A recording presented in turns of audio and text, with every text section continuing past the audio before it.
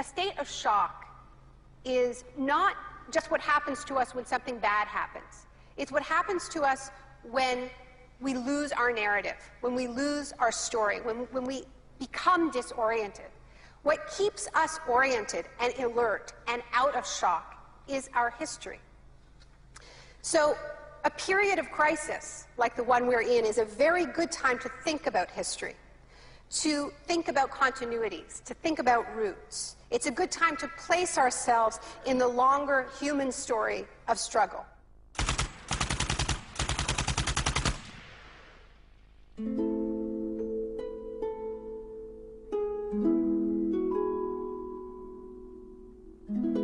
The story begins on June the 1st, 1951, when representatives of Western intelligence agencies secretly met with academics at Montreal's Ritz-Carlton Hotel. This meeting contributed to military-funded research into the effects of sensory deprivation at McGill University. Sensory deprivation really is a way of producing extreme monotony. It causes loss of critical capacity. The thinking is less clear. The subject complains that he can't even daydream. And when you have college students that can't daydream, they're in a bad way. I began to think while we were doing our experiments that it's possible that something that involves physical discomfort or even pain might be more tolerable than simply the deprivation conditions that we studied. Hebb decided to stop work on the research. But I had no idea when I suggested that what a vicious weapon, potentially vicious weapon, this could be.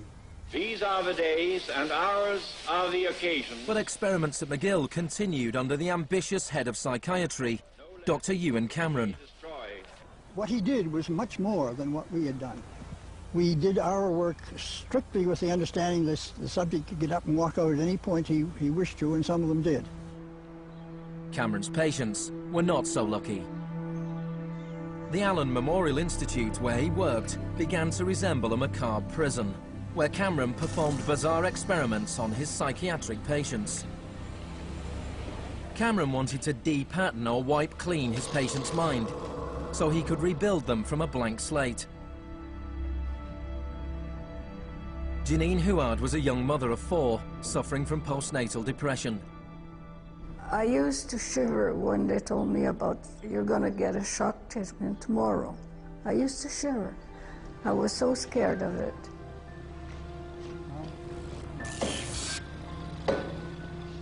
And I would wake up in another room, all mixed up and sad, and it used to make me very sad after. You're just like a zombie walking around. Cameron combined shock therapy with sleep therapy and the repeated playing of taped messages. It says, Janine, Janine, you are running away from your responsibility. You don't want to take care of your husband and children. All the time, the same thing. It sounds like you were being interrogated. Yes, interrogation, but for what purpose? It wasn't long before the CIA put Cameron's research into practice. Many of his techniques appear in the agency's Kubark Counterintelligence Interrogation Manual. These words are from the manual. It's a fundamental hypothesis of this handbook that these techniques are in essence methods of inducing regression of the personality. There is an interval, which may be extremely brief, of suspended animation, a kind of psychological shock or paralysis. Experienced interrogators recognize this effect when it appears, and know that at this moment the source is far more open to suggestion, far likelier to comply than he was just before he experienced the shock.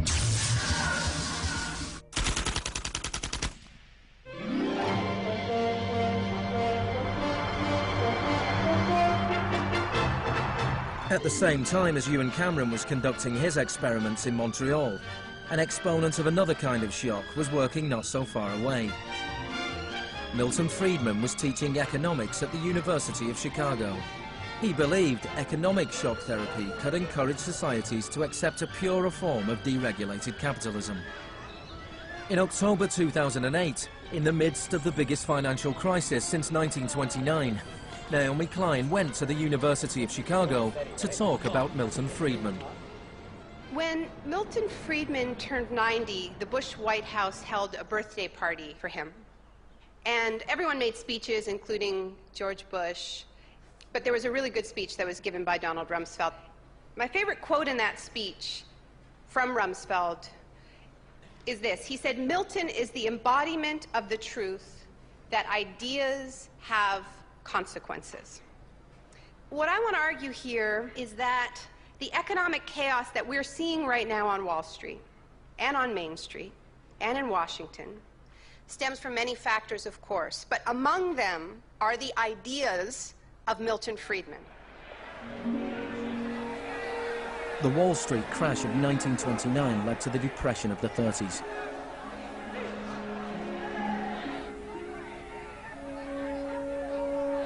Central to Frídman's thesis was his opposition to the New Deal, announced by President Franklin Roosevelt in his inaugural speech.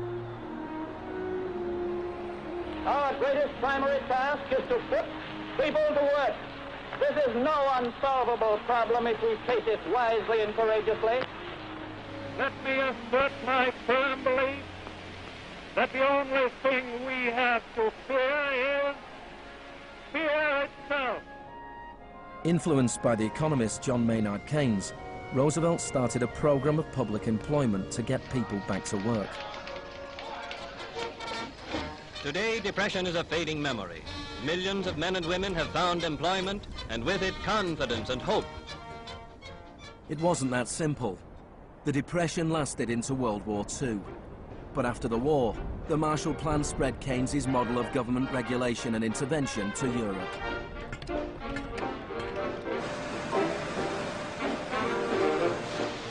His principles were widely accepted, but not in the economics department of the University of Chicago. Milton Frídman from this university waged a war against the New Deal. Frídman was a member of a group called the Mont Pelerin Society, led by the Austrian economist Friedrich von Hayek. They believed that if governments stopped providing services and stopped regulating markets, the economy would correct itself. In the 50s, they were seen as cranks, but over the last 30 years, their ideas have become the dominant economic doctrine.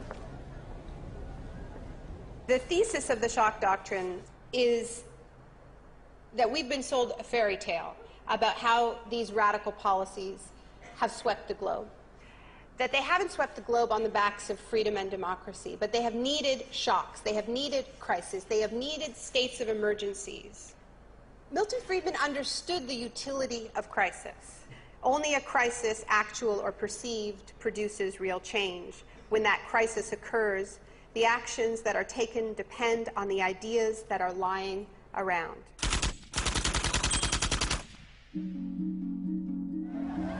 It was in Chile that Frídman's disciples first learned how to exploit a large-scale shock or crisis. Usually the official storytellers of neoliberalism, the official publicists, don't even mention Chile. They start the story with Thatcher and Reagan because it's much more flattering that way. In the 50s and 60s, Chile's progressive developmental policies were a beacon in the region. The government invested in health, education and industry. American corporations were worried their investments would suffer. In response, the US State Department began sponsoring students from Chile and the rest of South America to study free market economics with Milton Frídman. The University of Chicago had a joint arrangement with the Catholic University of Chile, under which a great many Chilean students came to the University of Chicago, were trained by us and received PhDs. These students went back and taught in Chile. The Catholic University Economics Department in Santiago became a little Chicago school. Arnold Harberger, the economist in charge of the program, described himself as a seriously dedicated missionary. In 1970, Salvador Allende's popular unity government won the election on a platform of nationalization of large sectors of the economy. Chile's phone company was majority-owned by the US corporation ITT. It spearheaded attempts to stop Allende becoming president. It had the support of Richard Nixon in the White House. I was not there, but I can tell you what we now know to be a fact. He ordered the CIA to prevent Allende from assuming the presidency.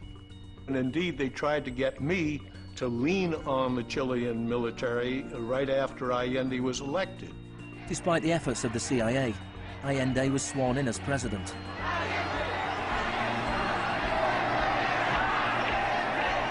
Richard Nixon ordered the CIA director to make the economy scream. Señor Nixon es presidente de Estados Unidos y yo soy presidente de Chile. Yo no tendré un término despectivo contra el señor Nixon mientras el señor Nixon respete al presidente de Chile. Preparations began for the military coup. The Chilean Chicago boys started work on a 500-page economic blueprint called the BRIC. With US funding, everything was done to destabilize the economy. Truck drivers went on strike, bringing factories and shops to a standstill.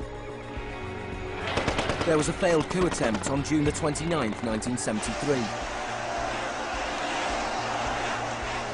And then on September the 11th, with General Pinochet leading the army, the assault began on the presidential palace.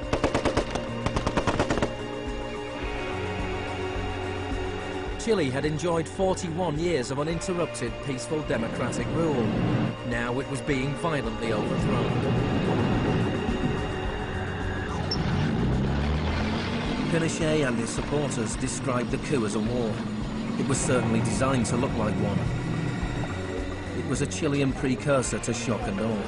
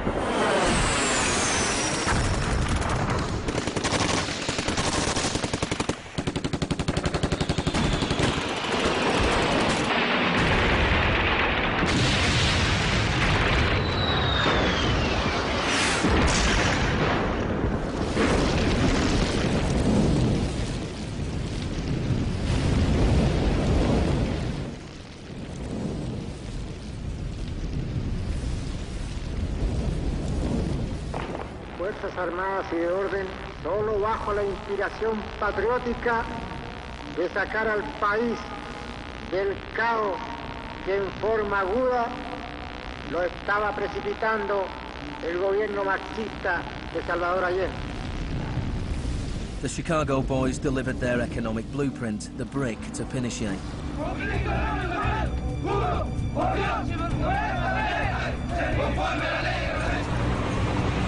In the days that followed, more than 13,000 opponents were arrested and imprisoned.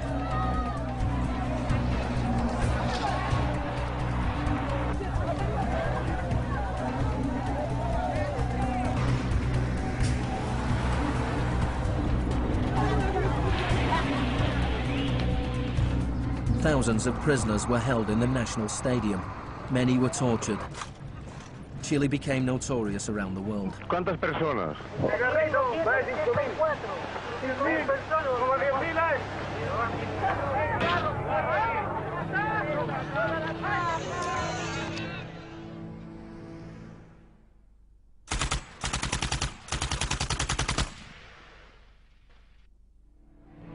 At the beginning of November, 5,000 prisoners were released. The 900 they left behind were transferred to other detention centers.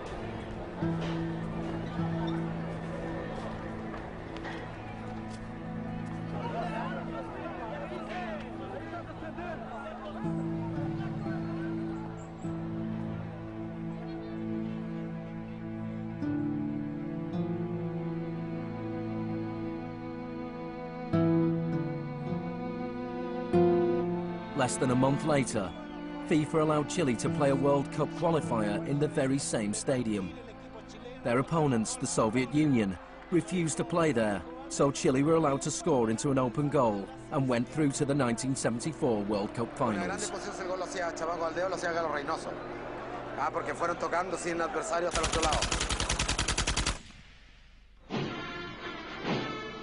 With the population in shock, Pinochet imposed the policies recommended by the Chicago Boys. Removal of price controls, the sale of state companies, the removal of import barriers and cuts to government expenditure. Frídman later openly acknowledged the importance of the Chilean experiment. Here was the first case in which you had a movement toward communism, which was replaced by a movement toward free markets. It didn't work. A year later, inflation was 375% per year, the highest in the world. So in March 1975, Arnold Harberger and Milton Frídman flew into Santiago. He used a phrase that had never before been used in a real-world economic crisis. He called for shock treatment. He said that he was like a doctor that was going to help a country that was suffering an epidemic, and he was simply prescribing the medicine. Frídman wrote that General Pinochet was sympathetically attracted to the idea of a shock treatment, but was clearly distressed at the temporary unemployment it might cause.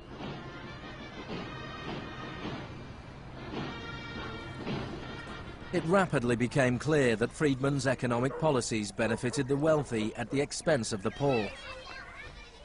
It was calculated that a family trying to live on the average wage had to spend 74% of its income on bread.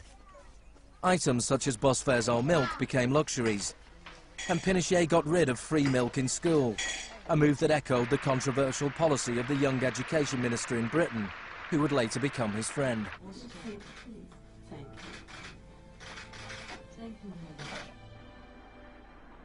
In order to enforce these economic policies, there had to be an enemy to fear.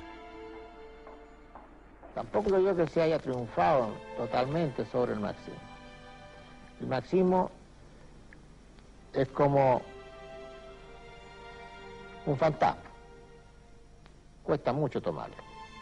Mejor dicho, no se puede tomar.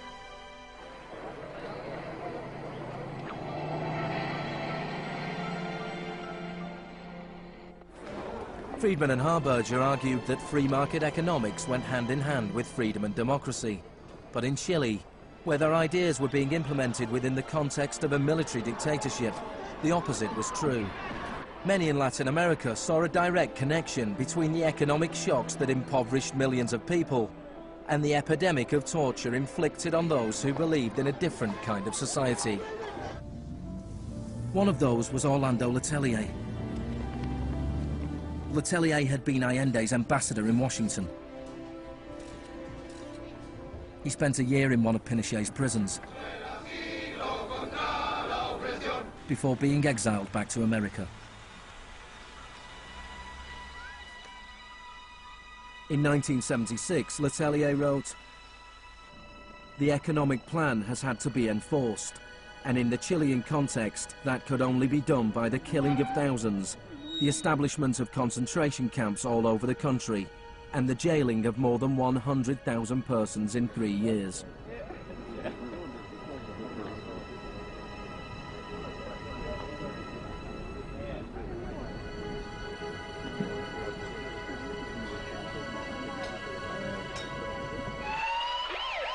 Less than a month later, Letelier was killed by a car bomb. Good evening. A powerful bomb today tore through a car as it was driving along Washington's usually quiet Embassy Row. The Chilean was Orlando Letelier, who also had been foreign minister during the last months of the late Salvador Allende's Marxist regime. Richard Roth reports. Michael Townley, a member of Pinochet's secret police, was behind the bombing.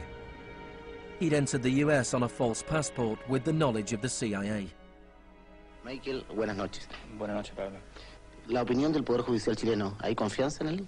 Mire, yo confío plenamente en la justicia chilena como patriota y luchador antimarxista y juntista por sobre todas las cosas. Despite his confidence, Townley was extradited to the US and convicted of Letellier's murder. Pinochet ruled Chile as a military dictator for 17 years, but in a frank interview, Harberger remained in denial. You cannot have a repressive government for long within a genuinely free economic system.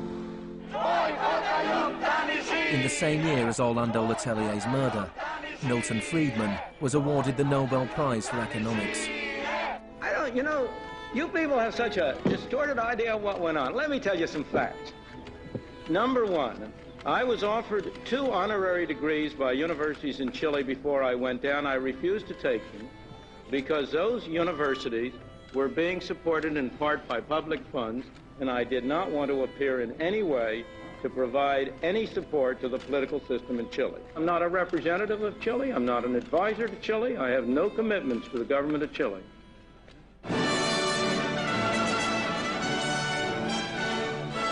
I now turn to you, Professor Mίλton Frídman.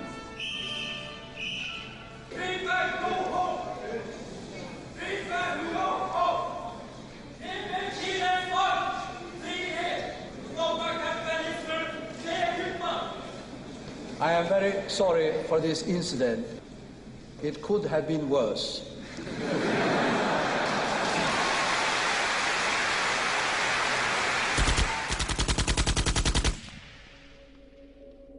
What I'm trying to do in the shock doctrine is tell an alternative history of how this savage stream of pure capitalism that we've been living, capitalism unrestrained, came to dominate the world.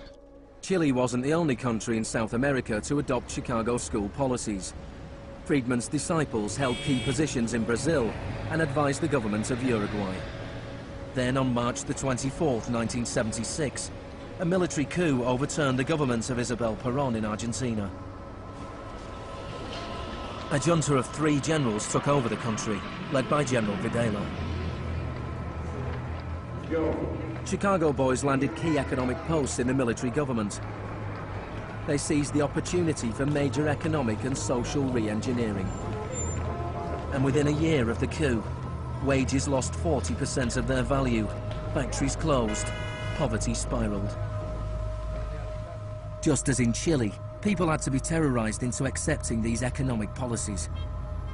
Videla learned from Pinochet's experience. He adopted the tactic of disappearing people. Striking a balance between public and private horror, disappearances were often carried out in broad daylight, but could always be denied.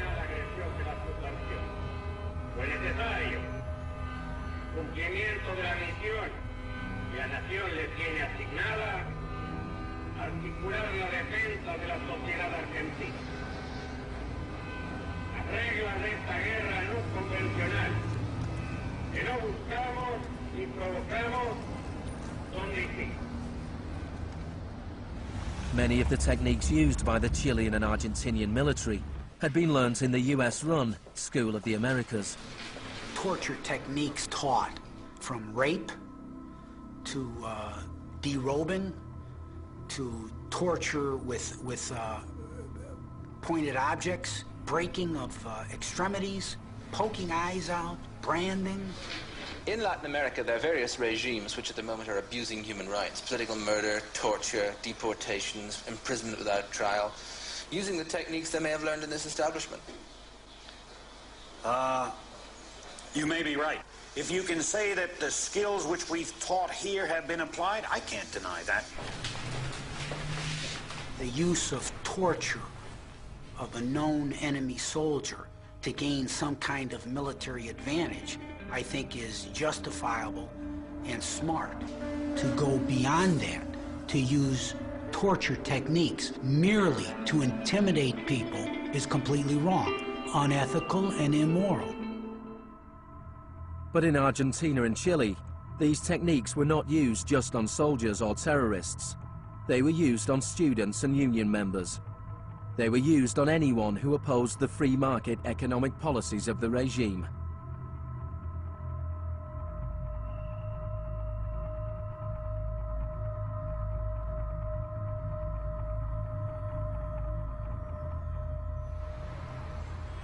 In 1978, the Argentine junta hosted the World Cup. The final was played in the stadium less than a mile away from the biggest detention camp in the country, where thousands of prisoners were held in torture chambers. Decir que con los goles, con el grito de gol, se tapaba la voz de los secuestrados, los gritos de los secuestrados era una realidad. Organización extraordinaria, miles y miles de banderas, miles y miles de gargantas enronquecidas, 25 millones de argentinos que tienen un solo color, el celeste y blanco. El fútbol ha hecho el milagro del país, de este maíz maravilloso que nos siguen atacando aquellos. And Argentina took their terror regime one step further than Chile. Among the disappeared were hundreds of pregnant women, women who were allowed to give birth before being murdered. De todas aquellas mujeres que estaban embarazadas, les permitieron tener a sus hijos para una vez que nacieran sacárselos. Y eso sucedió con 500. Yo soy uno de esos 500. Those children, many of whom were raised by families connected to the military, were a powerful reminder of the junta's project to re-engineer an entire society.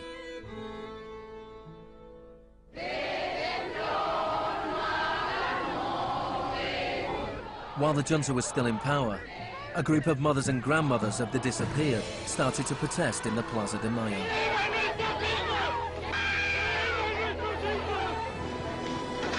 They turned detective, searching for the disappeared children. After the junta collapsed, some were found and reunited with their families. Occasionally they found remains. Mostly they found nothing. General Videla was found guilty of murder, kidnapping and torture.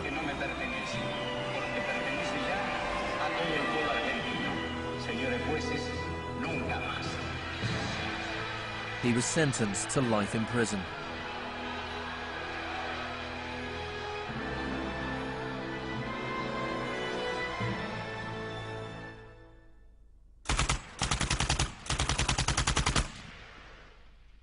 Early experiments in Latin America presented Frídman and his cohorts with a serious ideological problem. Frídman had promised that these policies would not just make the elites richer, but that they would create the freest possible societies, that this was a war against tyranny, that capitalism and freedom went hand in hand. Yet here we see that in the 70s, the only countries putting these ideas into practice were military dictatorships. Nixon had fully supported imposing these types of brutal free market policies in South American dictatorships. But when it came to domestic economic policy in the United States, where Nixon had to worry about getting re-elected, it was a very, very different story.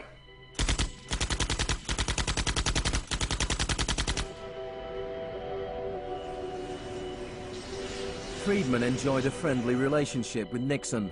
Several of his Chicago school colleagues and disciples were recruited to work for the government.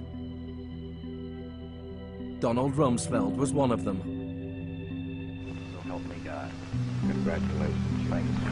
But in 1971, with the economy in a slump, Nixon turned his back on Frídman's ideas and imposed a wage and price control policy.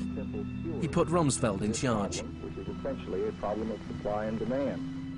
I have for long been opposed to the wage and price control. I believe it involves government intervention with the freedom of individuals. I think it's intolerable. The Keynesian policy was a success, and Nixon won a second term with a landslide majority. It was a blow for Frídman. Then in 1979, Margaret Thatcher was elected Prime Minister of Britain. Her intellectual guru was Milton Friedman's old mentor, Friedrich von Hayek.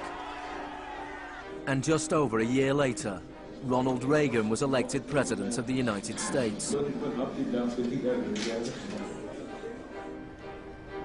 Both Britain and America were now ruled by unabashed Freemanites. Margaret Thatcher's program when she came in had 4 planks. Cut government spending, cut tax rates, reduce government ownership and operation of industries or regulation of industry, and have a moderate and stable monetary policy to bring down inflation. Within her first 3 years in office, unemployment doubled in parts of the economy, leading to waves of strikes. Thatcher's personal approval rating slumped to 25%.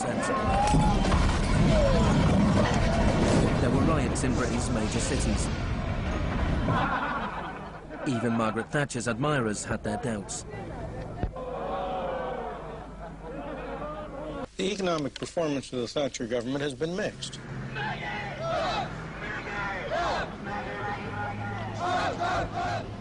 To those waiting with bated breath for that favorite media catchphrase, the U-turn, I have only one thing to say. U-turn if you want to. The ladies not for turning. Friedrich von Hayek urged Thatcher to copy Pinochet's economic shock therapy policies. Thatcher replied, "In Britain, with our democratic institutions and with the need for a high degree of consent, some of the measures adopted in Chile are quite unacceptable." Thatcher's profound unpopularity seemed to be proving once again that free market fundamentalism was simply too unpopular, too directly harmful to too many people to survive in a democratic state where governing requires getting the consent of the governed, unlike a military dictatorship. What pulled Thatcher back from the abyss and ultimately saved the project was a crisis. Indeed, it was the ultimate crisis. It was a war. We are here because for the first time for many years, British sovereign territory has been invaded by a foreign power. The government has now decided that a large task force will sail as soon as all preparations are complete. HMS Invincible will be in the lead. Most people in Britain had never even heard of the Falklands. But when Argentina invaded the small group of islands thousands of miles away in the South Atlantic, Thatcher seized her opportunity to prove her credentials as the Iron Lady. Gentlemen, I've just heard that the white flag is flying over Stanley. The war was over in less than 3 months. As the troops returned to Britain, a wave of patriotic celebrations swept the country. Thatcher won the 1983 elections with a massive majority. She could now push through a form of the economic shock therapy witnessed in Chile.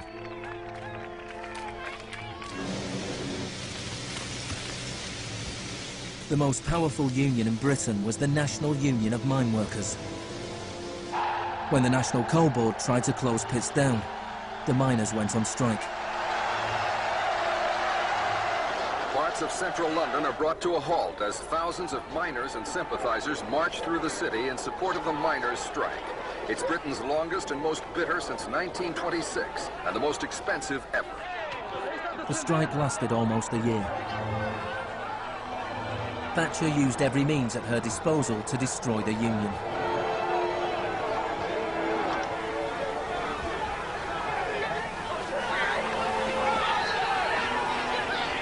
Eventually, the miners were defeated.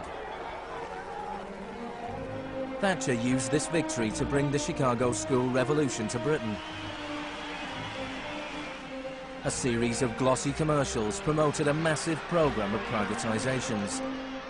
Thatcher sold off the steel industry, water, electricity, gas, telephones, airlines, oil. Public housing was sold off. Council services put out to tender. In 1986, financial and banking services were deregulated. It was called the Big Bang. No one here tonight needs reminding that the Big Bang is only a beginning. In Britain, before Thatcher, a CEO earned 10 times as much as the average worker. By 2007, they earned more than 100 times as much.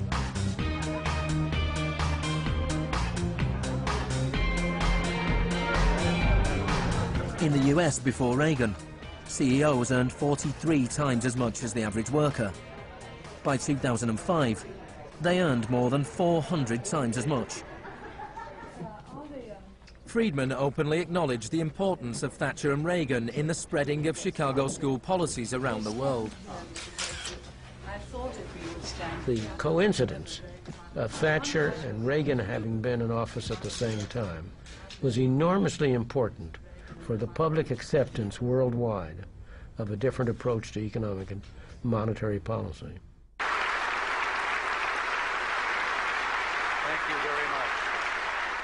What I'm describing now is a plan and a hope for the long term.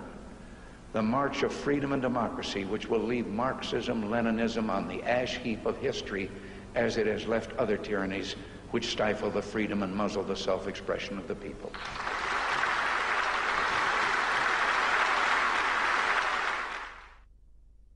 Now, we all know the fairy tale about the fall of communism, that the West under Reagan and Thatcher looked so prosperous to the people of the former communist bloc that they themselves demanded radical free market policies. Now, this really is a fairy tale.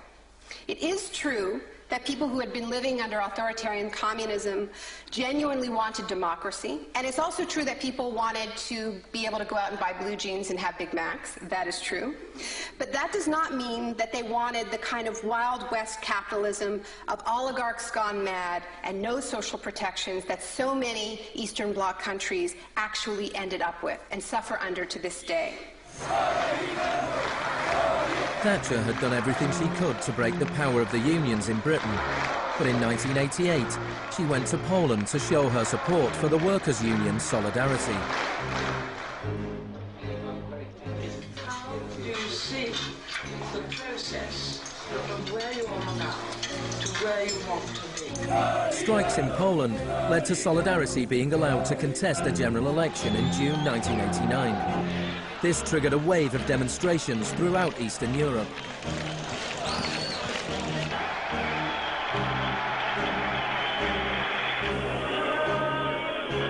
In the past, the Soviet Union had used military force to crush democratic movements.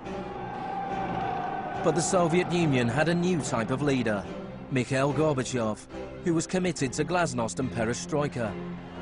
He talked about a third way, a gradual transition to Scandinavian-style social democracy, something between free market capitalism and communism. Gorbachev charmed the public and politicians of the West. He's a bold, a determined and courageous leader. Gorbachev stood and watched as one by one the old communist regimes collapsed.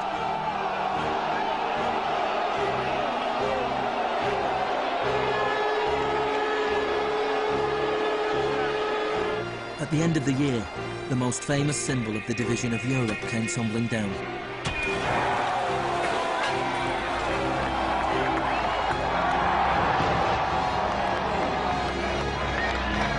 For Frídman and the Chicago boys, a whole new world opened up. In the Soviet Union, Gorbachev was hoping to gradually reform the Russian economy. In 1991, Gorbachev was invited to the G7 summit in London. He was hoping for financial support for his gradual economic reforms. Instead, he was told that unless he embraced radical shock therapy, there would be no aid at all. Thank you, Mr. President. That's not a little close. The next month, there was a coup attempt against him. A group of Communist Party hardliners placed Gorbachev under house arrest in his holiday home in the Crimea. Tanks surrounded the White House, the Russian parliament.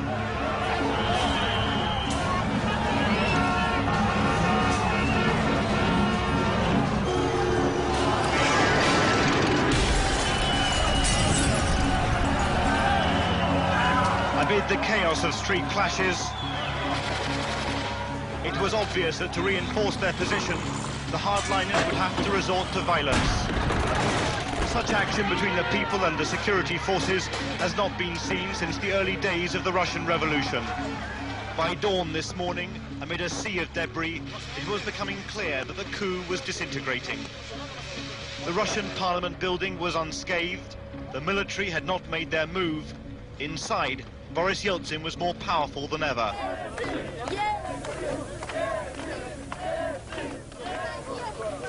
This was Yeltsin's finest hour.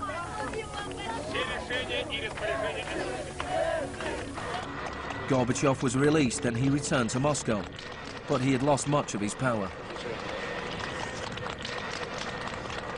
Я выражаю признательность за принципиальную позицию россиянам, президенту России Борису Николаевичу Ельцину.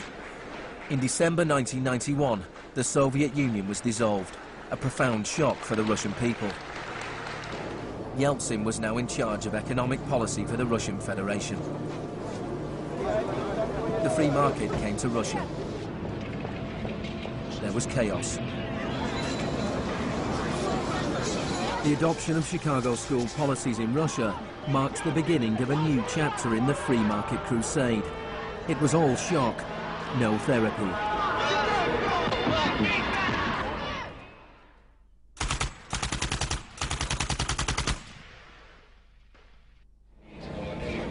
Despite the public efforts to promote popular capitalism, the reality was a small handful of businessmen made vast fortunes. State industries were sold off at bargain basement prices. The Russian press dubbed Yeltsin's advisors the Chicago Boys.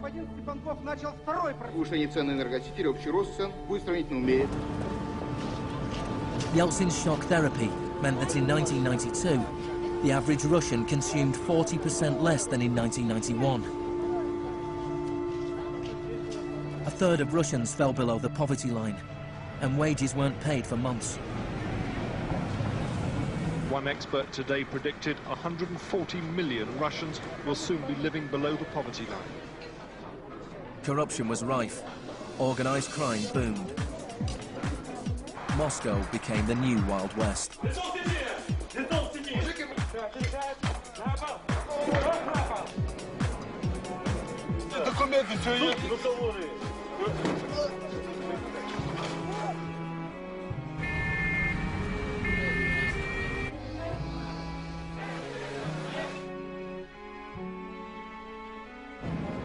The majority of Russians opposed the Chicago Boys' radical vision for their country.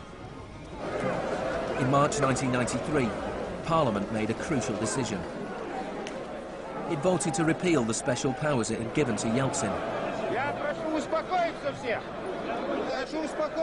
Yeltsin declared a state of emergency.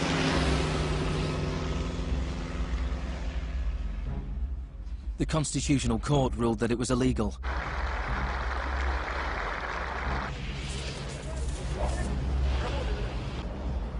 On September 21st, Yeltsin took the Pinochet option and dissolved Parliament.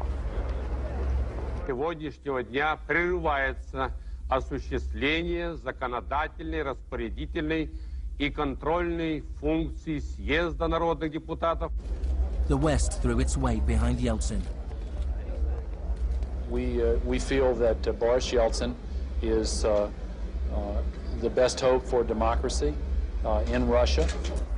2 days later, Parliament voted to impeach Yeltsin by 636 votes to 2. Thousands of supporters of the Parliament gathered outside the White House and marched on the television station.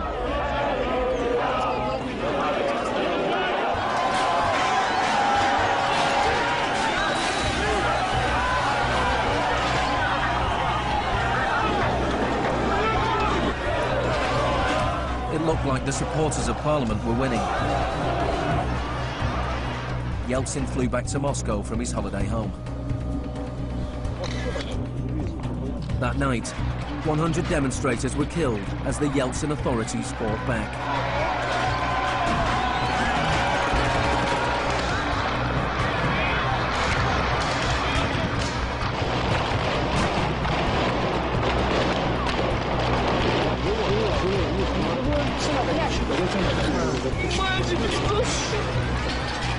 On the 4th of October, he ordered troops to storm the White House, shelling the very building he had defended 2 years earlier.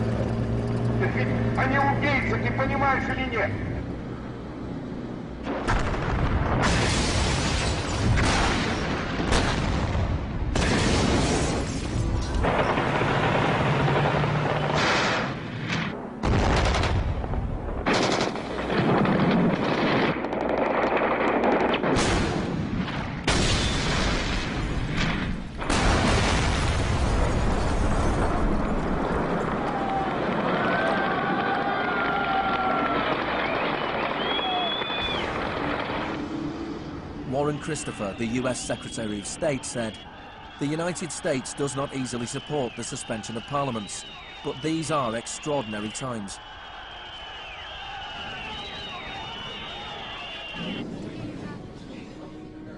Yeltsin now had absolute power. With the advice of his Chicago boys, he ruled through a form of crony capitalism. Even more state industries were sold off, creating a new class of billionaire businessmen with huge political influence, the oligarchs. By 1998, 80% of Russian farms were bankrupt and 70,000 state factories were closed. In 8 years, the number of people living in poverty increased by 72 million. Meanwhile, Moscow would go on to have more billionaires than any other city in the world.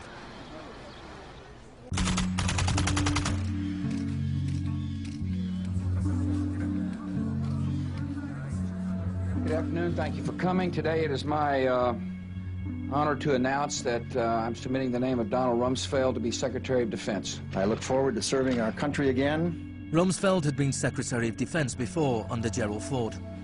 Then, the enemy we were supposed to fear was the Soviet Union. I'm not saying with certainty that the Russians are coming. I'm saying the trends are here. I'm not saying the Russians are 10 feet tall. I'm saying they used to be 5'3". They're now 9.5, and they're growing. Now there was a new enemy closer to home. On September the 10th, 2001, Rumsfeld made a speech laying out his plans to privatize much of the US military. Mίλton Frídman would have been proud. He said, "The topic today is an adversary that poses a threat. A serious threat to the security of the United States of America. This adversary is one of the world's last bastions of central planning. It governs by dictating 5-year plans. Perhaps this adversary sounds like the former Soviet Union, but that enemy is gone. This adversary is closer to home. It's the Pentagon bureaucracy. Today, we declare war on bureaucracy." The next day, American Airlines Flight 77 crashed into the Pentagon, killing 184 people.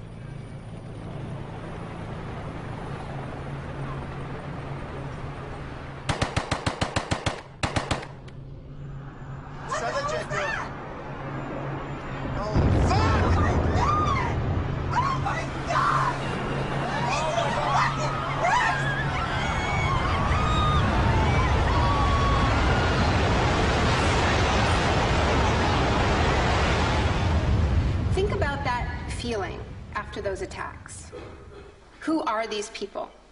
Where did they come from? Why do they hate us? There was a total loss of collective narrative. We were not living in the world that we thought we lived in. And we kept hearing from our political leaders that everything we thought we understood before the attacks no longer applied. There was a new phrase, pre-9/11 thinking. And what happened in that moment is that suddenly news stories sort of magically appeared. That we were in a clash of civilizations. That's the world that we suddenly lived in. That there was an axis of evil, and that we were fighting a war against terror. This abstract, unwinnable war has had huge economic consequences. Before 2001, Homeland Security barely registered as an industry. Today, it is bigger than Hollywood and the music industry combined. Between September the 11th, 2001 and 2006, the Department of Homeland Security handed out $130 billion to private contractors. This is the disaster capitalism complex, a new economy built on fear. This will be a monumental struggle of good versus evil. The best defense against terror is a global offensive against terror, wherever it might be found. The first phase of this war was the bombing of Afghanistan.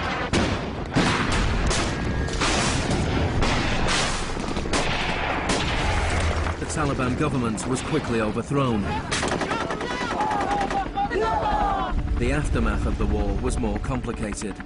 Our fight against terrorism began in Afghanistan, but it will not end there. We're primarily looking at detainees that we can use. We're collecting intelligence.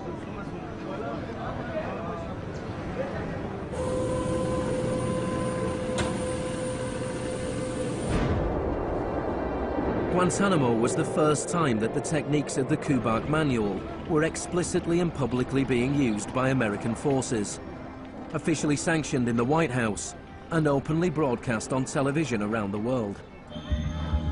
Isolation, both physical and psychological, must be maintained from the moment of apprehension. The capacity for resistance is diminished by disorientation. Prisoners should maintain silence at all times. They should never be allowed to speak to each other. 3 of the prisoners were Asif Iqbal, Ruhal Ahmed and Shafiq Rasool from Tipton in England. They spent more than 2 years in Guantanamo before being released without charge. Mentally, yeah, you couldn't speak to nobody, you couldn't do nothing, you couldn't stand up.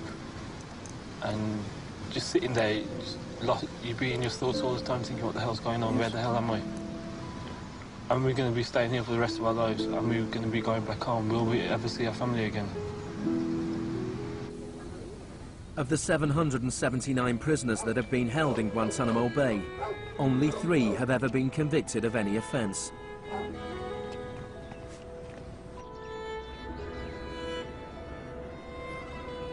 Well, the only thing I know for certain is that these are bad people.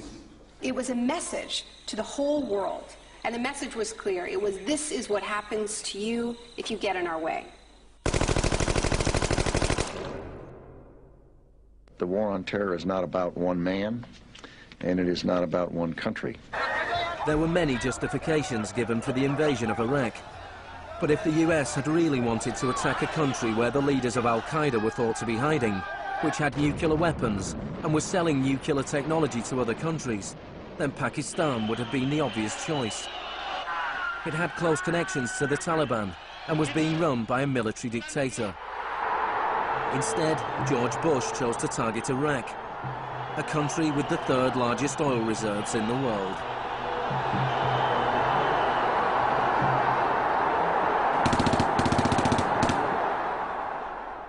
Now, about the Defense Department's war plan. It is not like that for the Gulf War. It's more along the lines of the Panama invasion of 1989.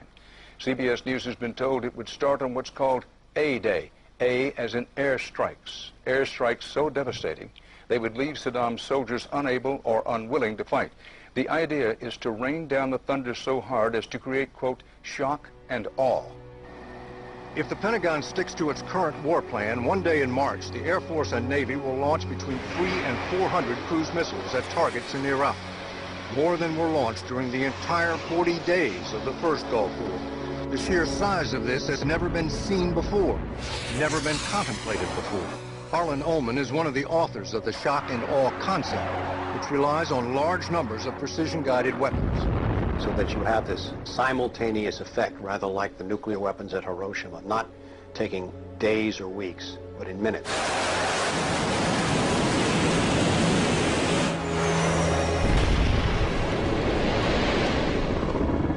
You also take the city down. By that I mean you get rid of their power, their water, and you begin this relentless campaign to wear them down so that 2, 3, 4, 5 days they are physically, emotionally, and psychologically exhausted. Last night, a square mile in central Baghdad seemed like hell on earth. During the first wave of the bombing, the citizens of Baghdad suffered a version of the sensory deprivation described in the Kubark Manual.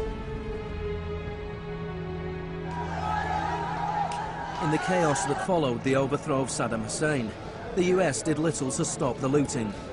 Some US officials even thought it gave them a head start on dismantling the Iraqi state. John Agresto, Director of Higher Education Reconstruction, said he saw the looting of schools as the opportunity for a clean start. In fact, before sanctions, Iraq had the best education system in the region. 89% of Iraqis were literate. By contrast, in New Mexico, John Agresto's home state, 46% of the population were functionally illiterate.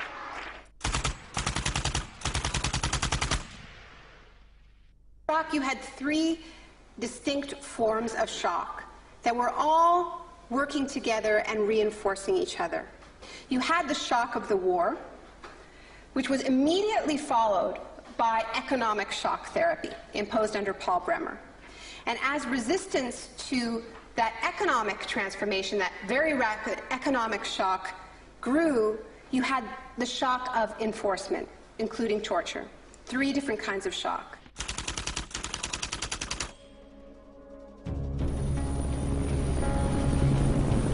In May 2003, Paul Bremer was appointed US envoy to Iraq.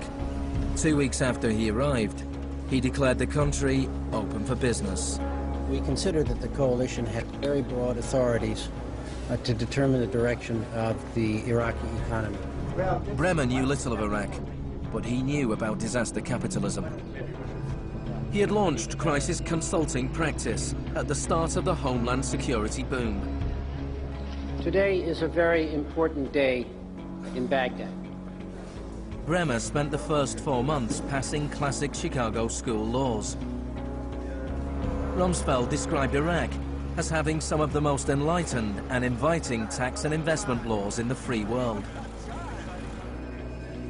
One of the first acts of Bremer was to fire 500,000 state workers. This was partly an act of debartification, but slashing governments was also vintage Friedman. Money was promised for reconstruction. Our investment in the future of Afghanistan and Iraq is the greatest commitment of its kind since the Marshall Plan. But in fact, it was just the opposite. Whereas the Marshall Plan was intended to boost European industries, US aid money in Iraq was spent on US corporations. If work came to Iraqis, it came at the bottom of a series of subcontractors. Creative associates received contracts worth $100 million to draft the curriculum and print new textbooks for the education system. Management and technology consultant Bearing Point was awarded contracts worth $240 million to build a market-driven system in Iraq. North Carolina-based RTI received contracts worth $466 million to advise on bringing democracy to Iraq. And Halliburton was awarded $20 billion in cost-plus Iraqi contracts. Parsons was handed $186 million to build 142 health clinics. Only 6 were ever completed. Basic electricity and water supplies hardly improved, despite billions being spent in the first 4 years.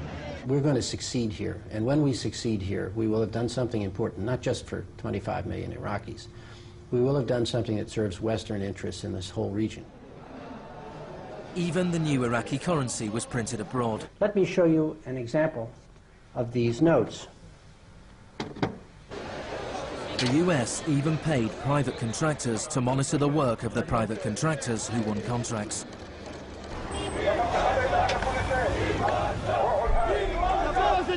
I was in Baghdad in 2004, and this is the period when bombs started to go off regularly in Baghdad. In fact, the night that I arrived, a bomb went off very near our hotel.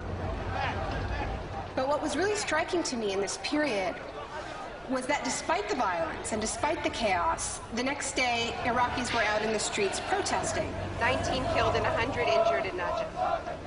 And what they were demanding at this time was elections, the right to actually have a say in what the post-Saddam era would look like. Now, in the early days of the occupation, the protests were peaceful, but as time went on, and the protests didn't have an effect, more and more Iraqis joined the armed resistance.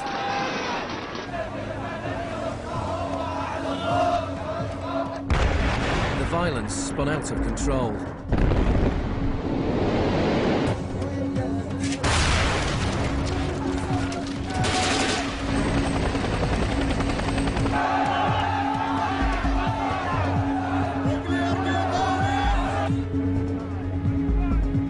As in South America 3 decades earlier, bodies were often dumped by the roadside as a warning to others. These were Iraq's disappeared.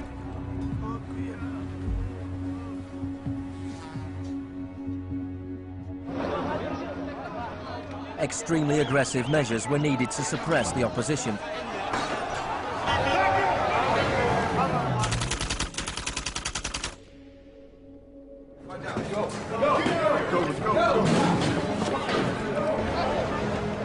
The first 3.5 years of the occupation, 61,500 Iraqis were captured. By spring 2007, 19,000 remained in custody. In prison, they were interrogated using techniques that could be traced to those devised by the CIA from Ewan Cameron's experiments in the 50s.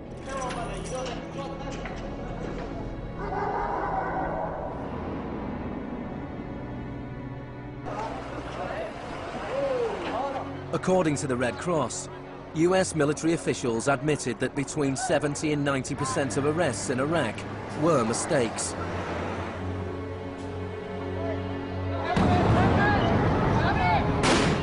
The chaos in Iraq seems like a defeat for shock therapy. But in Iraq, disaster capitalism moved on. Now the disaster itself provided the opportunity for profit.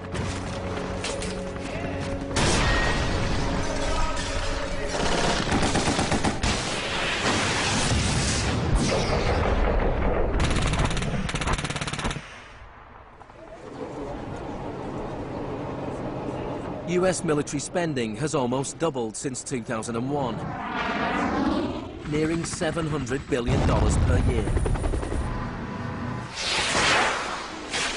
As long ago as 1961, President Eisenhower, not a noted liberal, warned of the danger of a too powerful military. Now, this conjunction of an immense military establishment and a large arms industry is new in the American experience. We must guard against the acquisition of unwarranted influence, whether sought or unsought, by the military-industrial complex. We must never let the weight of this combination endanger our liberties or democratic processes. The war in Iraq is the most privatized war in modern history. The Green Zone in Baghdad is an extreme version of what is happening around the world. A privatized, secure world protected from the chaos outside.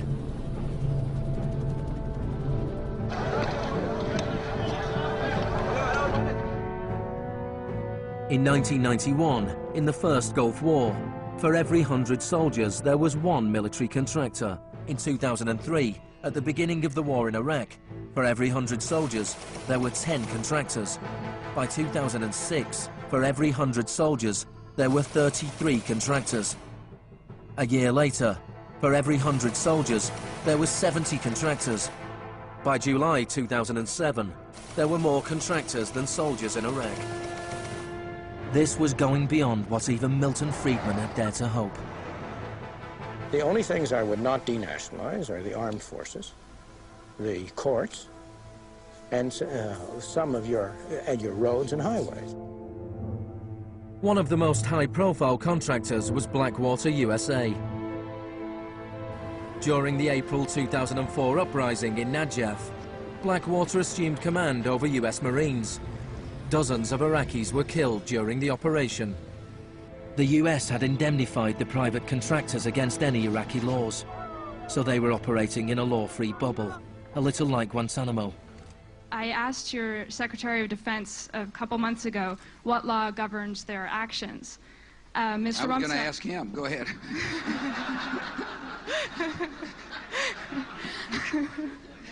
Help. Well, I was hoping...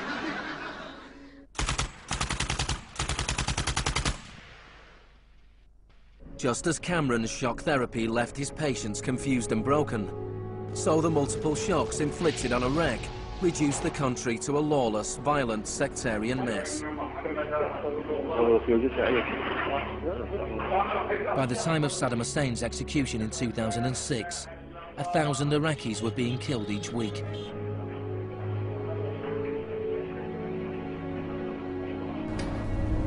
By April 2007, the United Nations High Commission for Refugees estimated 4 million people had had to leave their homes. Hundreds of thousands of Iraqis had died. I think the historians will write very clearly that we did a great and noble thing here.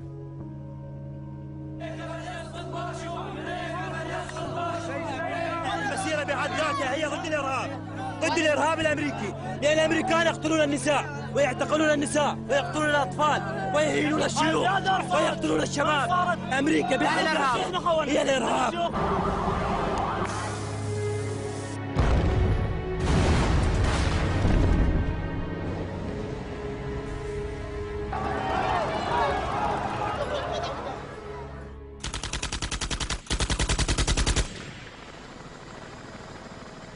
When Hurricane Katrina hit New Orleans in August 2005, the world was shocked to witness a sort of disaster apartheid. The economically secure drove out of town, while tens of thousands of the vulnerable were stranded with little or no help from the state. I went to New Orleans while the city was still underwater, and what I saw was that what I had witnessed in Iraq was repeating, not in the aftermath of a war, but in the aftermath of a tremendous natural disaster. Mίλton Frídman died in 2006. His very last piece of public policy recommendation was an op-ed he wrote for the Wall Street Journal 3 months after Katrina.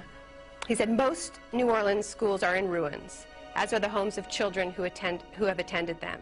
The children are now scattered all over the country. This is a tragedy. It is also an opportunity to radically reform the education system." He was advocating the wholesale privatization of the school system in this city. It was his sort of swan song.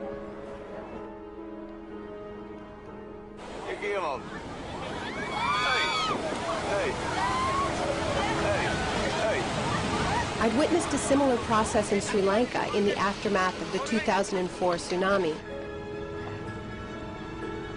People who lived on the beaches for generations were prevented from returning so that the land could be privatized and sold off to luxury hotels.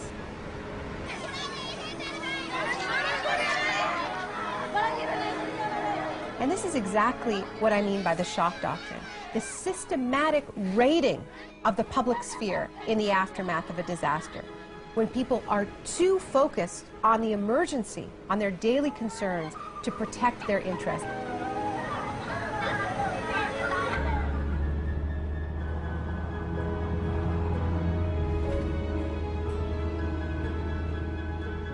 Maybe the first act of resistance is to refuse to allow our collective memory to be wiped. In 2008, Naόμι Κλάιν visited Villa Grimaldi with Isabel Morel, the widow of Orlando Letelier. Villa Grimaldi is a memorial to the cruelty of the Pinochet regime and to its eventual defeat. Villa Grimaldi fue el principal centro de tortura mientras se buscaba implementar la política de shock económico. Esta es la que tú señalas en el libro como las casas de uno por uno donde estaban los detenidos en Villa Grimaldi. It's not that I loved Pinochet, but I think that he was our teacher in many things. We learned about evil.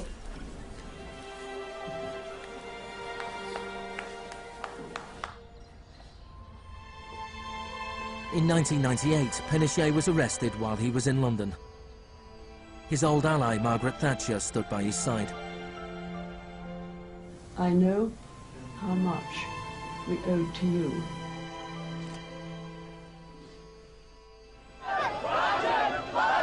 It took 30 years for the economic experiment originally test-driven by Pinochet to make its way around the globe to Iraq. But the similarities between past and present are startling. between Pinochet's concentration camps and Bush's Guantanamo detention center, between the disappeared in Chile and those in Iraq, between the experiments of Ewan Cameron and the torture meted out on the prisoners of Abu Ghraib. These are the days and hours. He erased all the past. That's why he gave electroshocks. All the past from the patient, and he would implant some new ideas. But Janine resisted. In 1988, the CIA agreed to pay compensation to Janine and other victims of Ewan Cameron's experiments. Janine, are you proud that they tried to break you and that you have fought so hard and won? In a way I am. In a way I am. Because I must have some willpower seeds in me. It is very, very hard to fight a government. People would tell me, Janine, you don't fight a government. What's the matter with you? They're too big. But I had faith that we would win.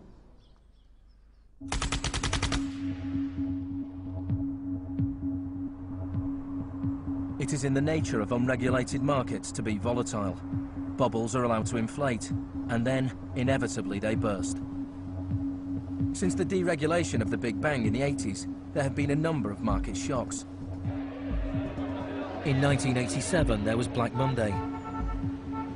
Markets fell spectacularly. It was the largest one-day percentage decline in stock market history. In 1992, there was Black Wednesday, when currency speculators made fortunes betting against the pound. In 1997, there was the Asian contagion. In 1 year, $600 billion disappeared from the stock markets of Asia.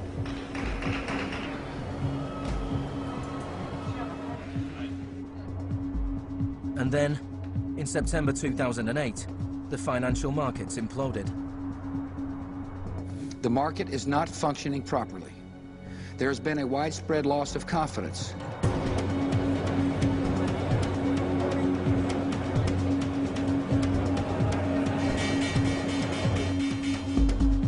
On September the 15th, Lehman Brothers filed for Chapter 11 bankruptcy protection. Yet only 1 week later, it was announced that workers at their New York office would share $2.5 billion in bonuses.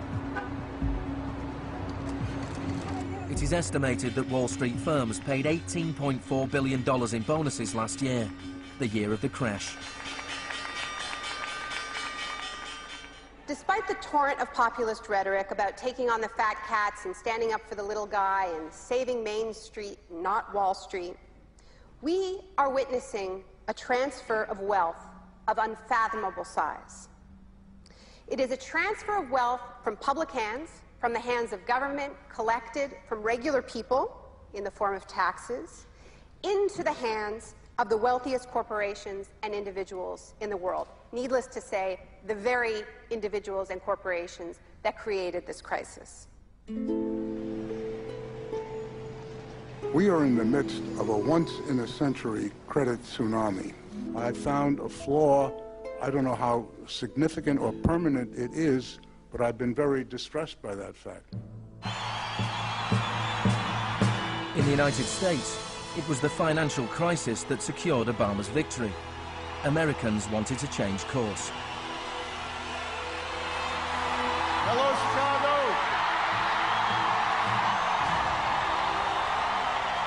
This crisis is clearly understood by almost everyone as being the direct result of this particular ideology of deregulation and privatization.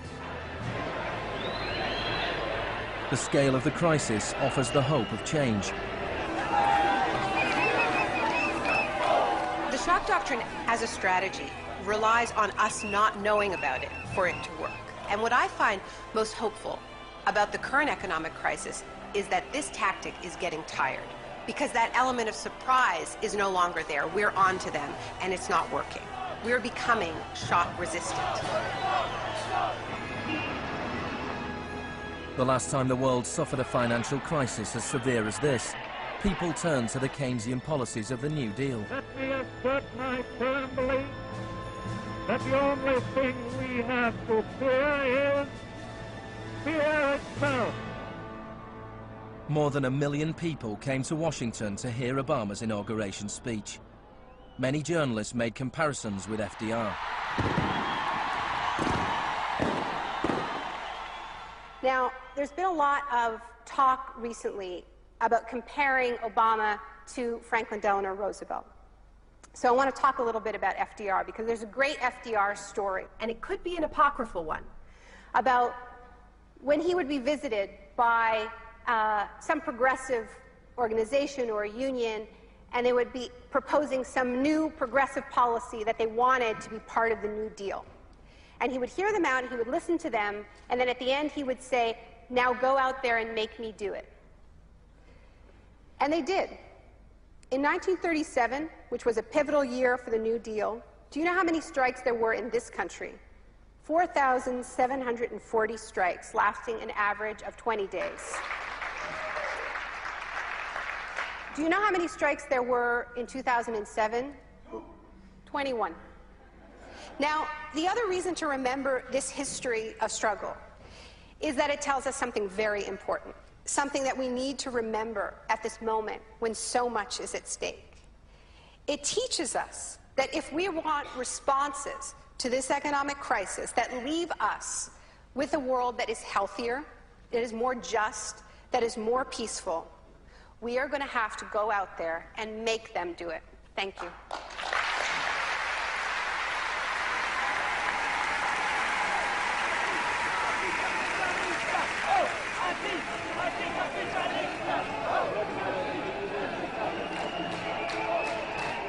Next week's exclusive new true story is Nursery University, more for Tuesday night at 10. And stay with us for the story of the rise and downfall of Enron, the smartest guys in the room.